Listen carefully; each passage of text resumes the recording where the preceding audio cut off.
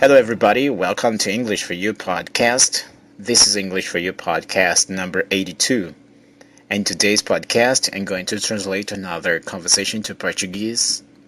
You're going to listen to a dialogue between two native English speakers, and then I'm going to translate it into Portuguese, explaining some idiomatic expressions, phrasal verbs, and useful words. Listen to the podcast as much as possible so you can get familiar with some idiomatic expressions, phrasal verbs, and useful words. This episode is called Bragging About Success with Women. It's a dialogue between Jonah and Becca. So let's go. I'd love to get a date with Jessica. She's so hot. You mean you want to add another notch to your bedpost? I've been around the block, but there's nothing wrong with sowing a few wild oats. That's all part of being young and carefree. Maybe you shouldn't be telling me about your conquests. Why not? It's no secret that I've got game. Chicks dig me. Last week alone, Really, I think I'll take a pass on the play-by-play. See that woman over there? Watch me put the moves on her. No thanks. I'm leaving. Wait, are you going to put in a good word for me with Jessica? You know that she's a good friend of mine, right? Of course I do. That's why I'm asking you. And you thought I'd set her up with a player? I thought she might like a man with experience. Forget it. In that case, what are you doing Saturday? Bem, o diálogo entre o Jonah e a Becca, cujo título é Bragging About Success with Women, quer dizer, se vangloriando, se envaidecendo com o sucesso, com as mulheres. No caso aqui o Jonah, ele conversando com a Becca, falando que ele é o cara, que ele consegue qualquer mulher, ok? Então, vamos para o diálogo. Primeiro o Jonah fala, I'd love to get a date with Jessica. She's so hot. Ele falou I'd love, abreviou aqui I would love, né? Eu adoraria to get a date, ter um encontro com Jessica, com a Jéssica. To get a date quer dizer ter um encontro amoroso, ok? Se encontrar com alguém, conversar sobre os dois e, obviamente, se beijarem. Aí ele diz, she's so hot. Ela é tão hot. Hot é o mesmo que attractive, mas no sentido sexual, ok? Ela é como se estivesse dizendo, ela é tão gostosa. She's so hot, ok? Aí a Becca fala, you mean you want to add another notch to your bedpost? Ela disse assim, você quer acrescentar ou adicionar mais uma outra. Notch quer dizer marca, ok? Como verbo aqui é fazer uma marca, normalmente numa madeira, ok? Como sinal de alguma coisa. No caso aqui, fazer essa marca na bedpost, your bedpost. Bedpost quer dizer cabeceira ou pé da cama, ok? Aquela cabeceira da cama, aquele pé que começa do chão, vai até em cima, nos quatro cantos da cama, ok? Mas aí, no caso, é na cabeceira, né? Então, aqueles dois paus, vamos dizer assim, que aquelas camas de madeira antiga, tem aqueles paus lá, ok? E as pessoas, alguns homens faziam isso, ok? Cada uma mulher que ele tinha relação, ele fazia uma marca lá, indicando o número de mulheres que ele teve relações, ok? Aí ele diz assim, I've been around the block. I've been around the block quer dizer, ao parecer assim, eu tenho estado em volta do quarteirão, mas ele quer dizer que eu tenho sido muito experiente, eu tenho muita experiência, ok? Se você está, if you have been around the block, quer dizer que você tem muita experiência em fazer algo, ok? No caso aqui ele quis dizer que ele tem muita experiência com mulheres. Ele é um homem experiente com mulheres. Aí ele falou, but there is nothing wrong with sowing a few wild oats. Ele falou, mas não tem nada de errado em sowing aqui significa semear, plantar. A few wild oats, algumas aveia, oats quer dizer aveia, wild quer dizer selvagem, implantar algumas aveias, ou implantar algumas aveias selvagens, ou no caso aqui nós podemos traduzir como semente, seed.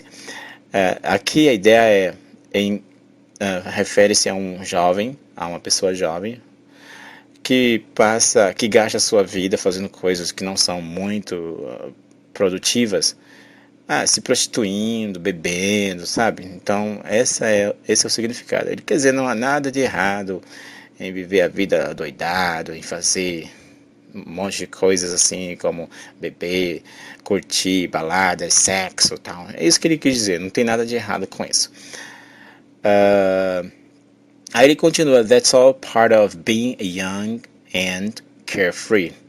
Tudo isso faz parte de ser young, de ser jovem, and carefree.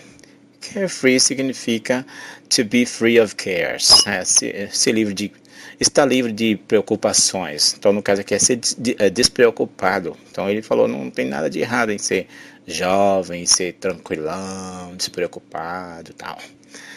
Aí a Becca fala, maybe you shouldn't be telling me about your conquests.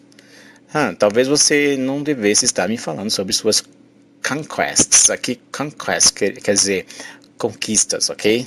Então ela falou, talvez você não devesse me falar essas coisas. Melhor não me falar essas coisas. Suas conquistas com as mulheres. Aí ele fala, why not? It's no secret. Não é nenhum segredo. It's no secret. Não é nenhum segredo. That I've got game. Não é nenhum segredo that I've got game. Que eu tenho. Aqui a tradução seria que eu tenho jogo. Né? Em português nós temos a expressão jogo de cintura. Então foi isso que ele quis dizer. Não há nenhum segredo que eu tenho um jogo de cintura. Que eu sou o cara. Que eu chego e causo. Ele está se vangloriando aqui quando ele fala that I've got game. Que eu tenho game. Que eu tenho jogo de cintura. Todo mundo sabe disso. Não é segredo. Aí ele continua dizendo chicks dig me. Chicks dig me. Quer dizer, essa palavra chick aqui quer dizer pinto, filhote de pássaro, pintinho, né? Ok, pintinha. É uma palavra considerada sexist, assim, machista. É uma palavra também antiga, não se usa tanto quanto se usava antigamente. E refere-se a uma jovem, uma garota, ao verbo dig, que é cavar. Aqui significa, como gíria, significa se atrair, ok? Então ele quis dizer, as garotinhas, as meninas se atraem por mim.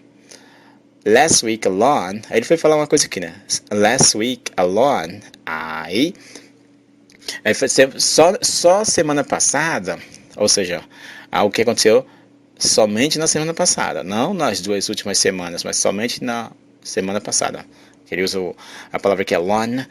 Last week alone, só essa semana aí a Becca cortou ele e falou, really? I think I'll take a pass on the play-by-play. I'll take a pass on the play-by-play. Significa, ela falou, mesmo? Eu acho que eu vou dispensar, ok? To take a pass on significa deixar passar, ou escolher não fazer algo, ou escolher não querer receber algo, enfim. Mas o que é a ideia? Eu acho que eu vou deixar passar. The play-by-play aqui significa os detalhes. Ela está dizendo, é mesmo? Eu acho que eu vou dispensar os detalhes. Dispensa os detalhes. Não precisa me falar que ele já ia contar detalhes de alguma aventura sexual dele e ela quis dizer aqui, dispensa os detalhes, não quero saber. Aí o Jonah falou, see that woman over there? Tá vendo aquela mulher ali? See that woman over there? Watch me put the moves on her. Me observa, put the moves on her.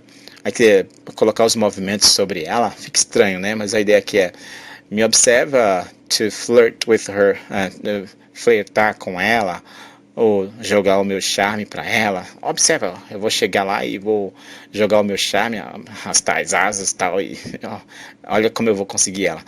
Dando uma incrementada aqui no sentido, é isso que ele quer passar para ela, ok? Observa o que é que eu vou fazer aqui com aquela garota. Vou flertar com ela, vou dar umas cantadas e ela vai ficar louquinha por mim. Ok? Obviamente ele não falou essas coisas todas, mas assim, foi isso que ele quis passar para Becca, ok? Aí a Becca falou, no, thanks, I am leaving. Não, obrigado. Eu estou indo embora. Eu estou partindo, estou indo embora. Aí o Jonah fala, wait, espera. Are you going to put in a good word for me with Jessica? Olha o que ele falou aqui. Espera, quando ela estava indo embora, ele falou, espera. Are you going to put in a good word for me? To put in a good word for me with Jessica. Aqui ele quer dizer, você não vai falar de mim para Jéssica, ou me recomendar para ela, ou falar bem de mim para ela se interessar por mim. A ideia seria essa, ok? Aí a Becca falou assim, you know that she's a good friend of mine, right? Você sabe que ela é uma boa amiga minha, uma boa amiga que eu tenho, right? Aí ele fala assim, of course I do, é claro que eu sei. That's why I'm asking you, por isso que eu estou te pedindo. E ela falou assim, and you thought I'd set her up with a player? E você achou que esse D aqui é a contração de would.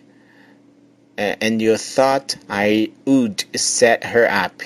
Quando você set alguém ou someone up with someone else, significa que você está conversando com alguém sobre um outro alguém, que alguém é bacana, é legal para namorar, tem suas virtudes e tal. Então você está setting alguém up with someone else. Eu espero que vocês tenham entendido o que quer dizer esse phrasal verb aqui nesse contexto.